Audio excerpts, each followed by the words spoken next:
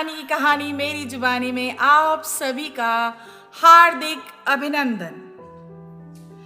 किसे यहाँ तू खोज रहा है, किसे यहाँ तू खोज रहा है, अपनी राह पर ध्यान लगाकर खुद ही लक्ष्य भेदना होगा। जीवन के इस कठिन पथों पर तुझे ही स्वयं चलना होगा। कोई नहीं साथ होता है जब होता संघर्ष का समय। बना के मन एकाग्र अब तुझे बाधाओं से लड़ना होगा। कांटों भरी ऐसी डगर पर तुझे ही स्वयं चलना होगा। कई मिलेंगे तुझे राह में जो पथ से भटकाएंगे, कई मिलेंगे तुझे राह में जो पथ से भटकाएंगे। इन सबको अनदेखा करके तुझे निरंतर चलना होगा। बस एक अपना लक्ष्य साध के तुझे ही स्वयं चलना होगा। बस एक अपना लक्ष्य साध के तुझे स्वयं चलना होगा। आइए आज आपको इस कविता को समझने के लिए एक कहानी सुनाती हूँ। बहुत समय पहले की बात है। किसी नगर में एक अमीर इंसान रहता था। उसके पास बहुत सारी संपत्ति, बहुत बड़ी हवेली और दास दासी थे। फिर भी उसके मन में शांति नहीं थी। एक दिन किसी ने उसे बताया कि पास के इलाके में एक साधु रहते हैं। वे लोगों को ऐसी सिद्धि देते हैं जिससे मनचाही चीजें मिल जाती हैं। वह अमीर आदमी उस साधु के पास गया और उसे प्रणाम करके बोला, हे महाराज, मेरे पास पैसे की कमी नहीं है, पर मेरा मन बहुत अशांत रहता है। आप कुछ ऐसा उपाय कीजिए कि मेरी सारी अशांति दूर हो जाए। सेठ ने सोचा कि साधु बाबा उसे कोई ताबीज देंगे या उसे कुछ मंत्र देंगे जिससे उसकी सारी इच्छा पूरी हो जाएगी। लेकिन साधु महाराज ने ऐसा कुछ भी नहीं किया।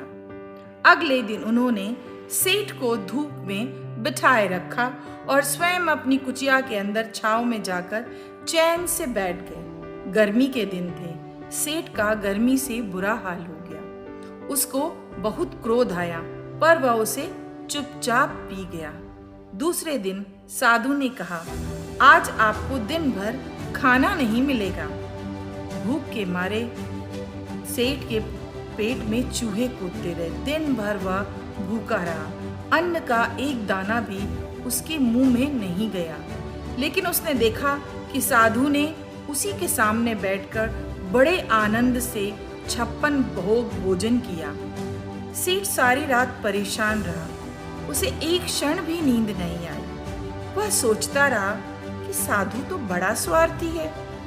तीसरे दिन सवेरे ही उठकर उसने अपना बिस्तर बांधा और चलने को तैयार हो गया। तभी साधु उसके सामने आकर खड़े हो गए और बोले, सेठ, क्या हुआ? सेठ ने कहा, मैं अब यहाँ नहीं रुक सकता। मैं यहाँ बड़ी आशा लेकर आया था, लेकिन मुझे यहाँ कुछ नहीं मिला। उल्टा मुझे ऐसी कठिनाइयाँ झेलनी पड़ी जो मैंने जीवन में आज तक कभी झेली ही नहीं थी। मैं यहाँ से जा रहा हूँ। साधु हंसकर बोले, मैंने तुझे इतना कुछ दिया पर तूने कुछ भी नहीं लिया। सेठ ने आश्चर्य से साधु की ओर देखा और देखता रहा। फिर बोला, आपने तो मुझे कुछ भी नहीं दिया।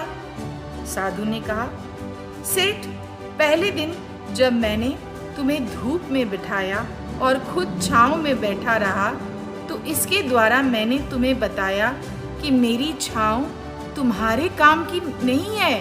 वो छांव तुम्हारे काम आ नहीं सकती। जब मेरी बात तुम्हारी समझ में नहीं आई, तो दूसरे दिन मैंने तुम्हें भूखा रखा और खुद तुम्हारे सामने बैठकर अच्छा अच्छा भोजन किया।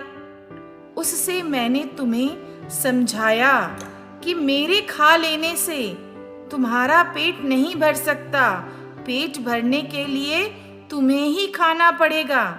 सेठ, याद रखो, मेरी साधना से तुम्हें सिद्धि नहीं मिलेगी। आध्यात्म एक ऐसी राह है जहाँ मंजिल तक पहुँचने के लिए खुद ही यात्रा करनी पड़ती है। मैं तुम्हें राह बता सकता हूँ, लेकिन चलना तो तुम्हें होगा। धन तुमने कमाया है पुरुषार्थ से, तो शांति भी तुम्हें अपने पुरुषार्थ से ही मिलेगी। और इस तरह सेठ की आंखें खुल गईं और उसे अपनी मंजिल तक पहुंचने का रास्ता मिल गया।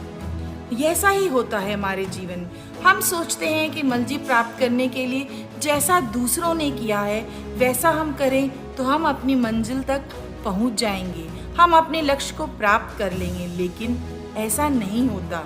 अगर कठिनाइयां हमारी हैं, संघर्ष हमारा है, तो समाधान भी हमें ही ढूंढना होगा, रास्ता भी हमें ही बनाना होगा। दूसरों के बनाए रास्ते से कुछ भी नहीं होगा, हमें अपने रास्ते स्वयं बनाने होंगे। आज भी बहुत सारे लोग सफलता पाने के लिए दूसरों की देखा देखी करते हैं, फिर जब उन्हें सफलता नहीं मिलती तो निराश हो जाते हैं, हताश हो जाते हैं। जबकि करना क्या है, सिर्फ एक ही चीज़ करनी है। अगर संघर्ष हमारा है, समस्या हमारी है, तो हल भी हमें ही ढूंढना पड़ेगा। धन्यवाद। कहानी अच्छी लगी हो तो चैनल को सब्सक्राइब करें। स्वस्थ रहें, मस्त रहें।